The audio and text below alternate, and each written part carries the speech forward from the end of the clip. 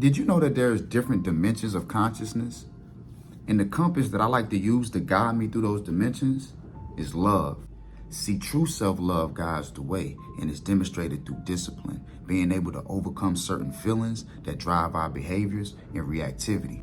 You see, wellness is an art, and each element is a seen or unseen craft that manifests through your existence that creates your reality. That's why the self-discovery is such a mystical experience, because the world that you see around you is actually a product of the world that's going on within you. Hold up though, I know y'all like, but what are you talking about? Like, some of y'all, I mean, I get it. You know what I'm saying? But okay, well, let me ask you this. How can we truly love life while consuming death?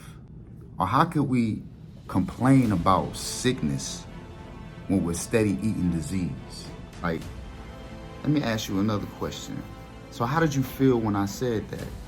So let's observe that emotion. Let's feel the emotion. Let's see the emotion. Let's understand the emotion, but not become the emotion.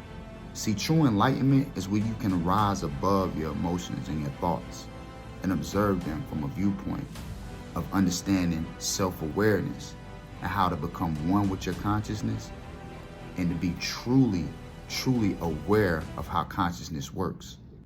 Because consciousness, as Mr. Toll says, can be existing without thought, but thought can't exist without consciousness.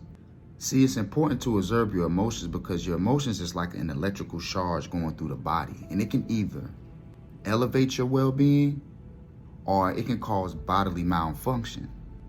I say all that to say, come join us at the Art of Wellness event at Pure Soul, August 26th, 2 to 6, as we are trying to strive to master the craft of our existence.